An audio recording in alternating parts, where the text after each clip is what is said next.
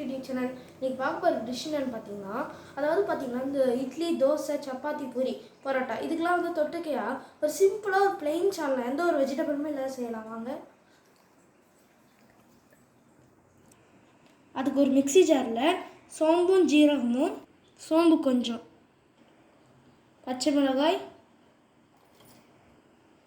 தேங்காய்,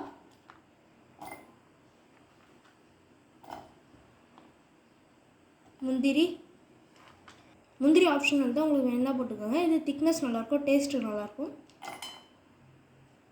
பொட்டுக்கடலை, 4 கிராம்பு, பட்டை கொஞ்சம் போட்டு எல்லாத்தையும் நல்லா அரைச்சிக்கணும். இந்த மாதிரி பேஸ்ட் மாதிரி அரைச்சிக்கணும். கடாயை வச்சுட்டு கடாயை காஞ்சதும் எண்ணெய் ஊற்றி சோம்பு போட்டுக்கணும். இந்த டிஷ்ஷு பண்ணுறது ரொம்ப ஈஸிங்க. இதுக்கு வெங்காயம், தக்காளி, புதினா மட்டும் இருந்தால் போதும். கடாயை காஞ்சிச்சு, எண்ணெய் ஊற்றிக்கலாம். சோம்பு, பொடி பொடியாக நறுக்கின வெங்காயம் வதங்கிறதுக்கு கொஞ்சம் சால்ட்டு பூ போட்டுக்கலாம்.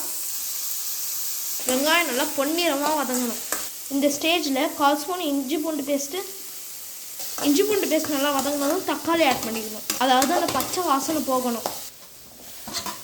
இதுக்கு தக்காளி ரொம்ப வதங்க வேணாம், இந்த ஸ்டேஜ் வதங்கினா போதும். இப்போ சிறிதளவு மஞ்சத்தூள், பெருங்காயப்பொடி, மிளகாய்த்தூள், காரம் கொஞ்சம் பாட்டு போதுங்க. ஏற்கனவே நம்ம என்ன பச்சை மிளகாய் போட்டிருக்கோம். கொஞ்சம் கரம் மசாலா தூள், லைட்டாக தண்ணி ஊற்றி கொதிக்க வச்சுக்கலாம். தேவையான அளவு கல்லுப்பு, அரைச்சி வச்ச பேஸ்ட்டு. இது சட்டுன்னு ரெடி ஆகிடும். கிளறிக்கிட்டே இருக்கணும், கை விடாத. சிம்மில் வச்சுடுங்க. 2 மினிட்ஸ் கழித்து வந்து பார்க்கலாம். இதில் பொட்டுக்கடலை, முந்திரி போட்டிருக்கனால நல்லா திக்னஸாக வரும். உங்களுக்கு தேவைக்கு தகுந்த போல் தண்ணி ஊற்றி அட்ஜஸ்ட் பண்ணிக்கோங்க. வாங்க இப்போ குருமா எப்படி இருக்குன்னு பார்க்கலாம். வாவ், சைட்லேயே தோசை வெந்துக்கின்னு இருக்கு. இப்போ பாருங்கள், எண்ணெய் நல்லா பிரிஞ்சு வருது. இந்த ஸ்டேஜில் புதினா போட்டுக்கோங்க. புதினா போட்டு ஒரு தழவி இறக்கி வைக்கோங்க. வாவ், புதினா அருமை செம்மையாக இருக்குது.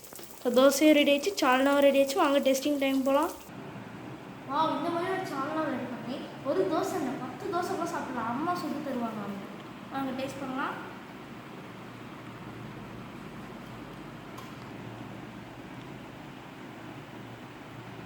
மார்வெலஸ், ரொம்ப டேஸ்ட்டாக இருக்குங்க. நீங்களும் இந்த மாதிரி ட்ரை பண்ணுங்கள், ரொம்ப டேஸ்டியாக இருக்குது. இந்த மாதிரி ஒரு பிளெயின் சால்னா, அதாவது ஒரு வெஜிடபிள்ஸ் கூட இல்லாத நம்ம செஞ்சுருக்கோம். தேங்க்ஸ் ஃபார் வாட்சிங். சப்ஸ்கிரைப் சேனல் மறக்காமல் லைக் பட்டன் ப்ரெஸ் பண்ணுறீங்க. சப்ஸ்கிரைப் பண்ண சொல்கிறோம்னா அப்போ தான் போடுற டிஷ்லாம் நோட்டிஃபிகேஷன் பட்டன் வரும். பாய்.